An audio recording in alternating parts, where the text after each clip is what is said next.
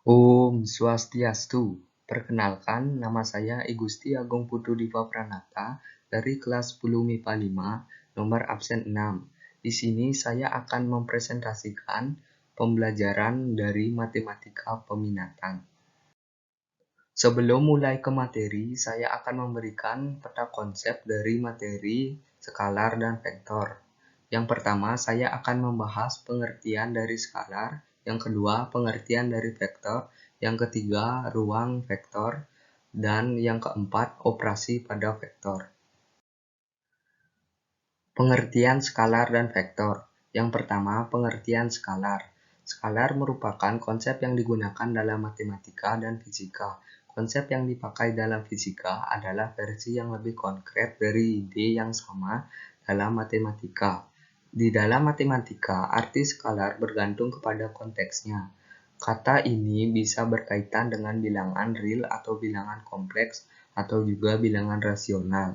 Secara umum, ketika ruang vektor dalam medan F dipelajari, maka F disebut medan skalar.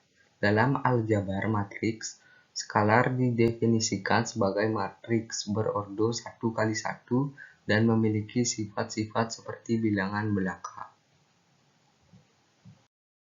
Yang kedua, pengertian vektor. Di dalam matematika, vektor dapat diartikan sebuah besaran yang memiliki arah. Vektor juga dapat digambarkan sebagai panah yang menunjukkan arah dari vektor, dan panjang garisnya disebut juga besar vektor. Jika vektor berawal dari titik A dan berakhir dari titik B, bisa ditulis dengan sebuah huruf kecil yang di atasnya terdapat tanda garis atau panah seperti berikut ini. Materi selanjutnya adalah ruang vektor. Pengertian ruang vektor. Ruang vektor merupakan materi yang sangat penting di dalam matematika dan statistika. Untuk membangun ruang vektor diperlukan pengetahuan tentang sistem bilangan seperti bilangan real atau bilangan kompleks, beserta operasi perjumlahan dan perkalian dari bilangan tersebut. Walaupun namanya ruang vektor, tidak berarti objek-objek dari ruang tersebut berupa vektor dalam arti yang sebenarnya. Tetapi objek tersebut dapat berperan sebagai vektor asalkan memenuhi sifat dari ruang vektor. Selanjutnya ada materi operasi pada vektor. Operasi-operasi pada vektor dibagi menjadi 3, yaitu yang pertama, perjumlahan pada vektor. Metode perjumlahan pada vektor dibagi menjadi 2, yaitu 1. Metode jajar genjang. Metode jajar genjang adalah metode menentukan resultan vektor dengan memodifikasi titik himpit dan arah vektor. Dua vektor dengan pangkal berhimpit digambarkan sebagai dua sisi yang berdekatan dari sebuah bangun jajar genjang. Maka jumlah vektornya adalah sama dengan vektor diagonal yang di pangkalnya sama dengan pangkal kedua vektor yang berhimpit tadi. Untuk ilustrasinya dapat dilihat pada halaman selanjutnya. Berikut ini adalah ilustrasi dua vektor yang saya jelaskan tadi di atas. Dua vektor atau vektor A dan vektor B sebelumnya terpisah. Kemudian kita himpitkan pangkalnya sehingga membentuk sudut A sehingga masing-masing vektor menjadi sisi-sisi yang berdekatan dari sebuah jajar genjang seperti gambar di bawah ini. Selanjutnya, metode perjumlahan yang kedua, yaitu metode segitiga. Diketahui dua buah vektor A dan B dengan arah yang berbeda. Perjumlahan vektor dengan aturan segitiga dilakukan dengan menggabungkan ujung vektor A dengan pangkal vektor B. Dapat dilihat pada gambar tersebut.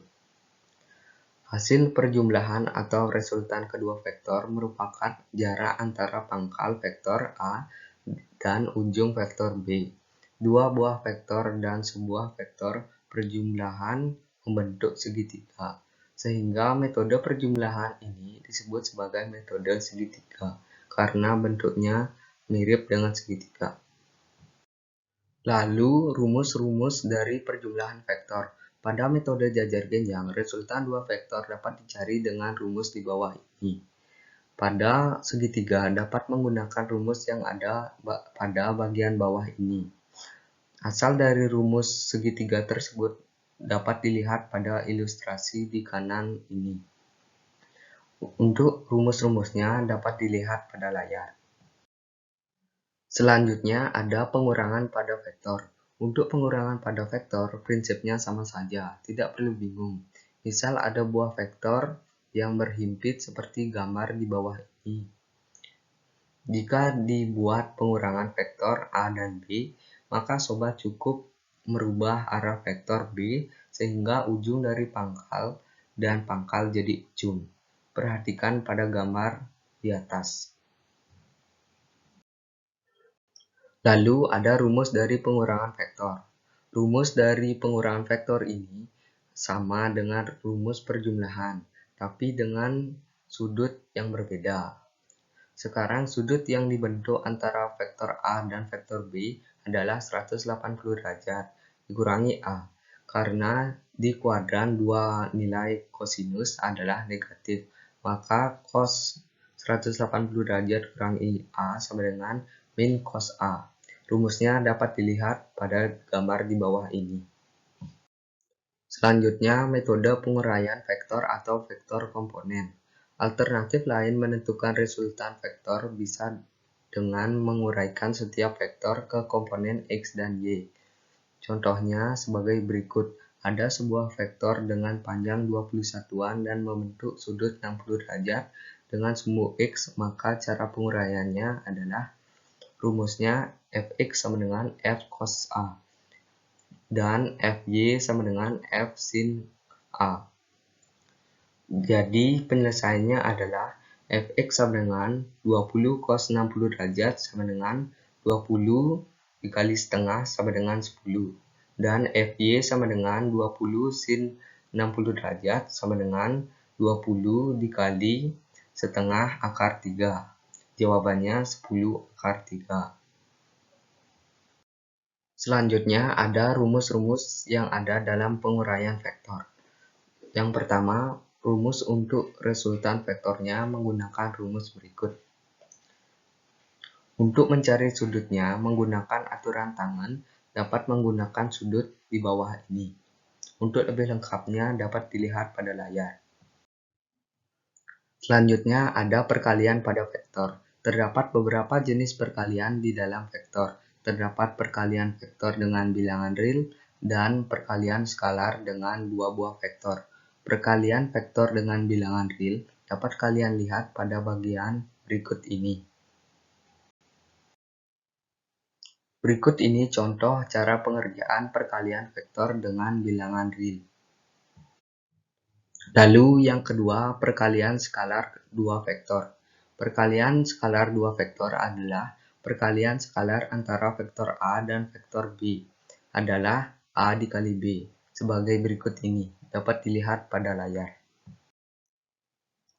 Pada halaman ini, saya memberikan contoh soal dari konsep skalar dan vektor. Dapat dilihat pada gambar di bawah ini, dan pertanyaannya juga ada. Sekian presentasi dari saya. Bila ada salah kata, mohon dimaafkan. Saya ucapkan terima kasih. Om Santi Santi Santi.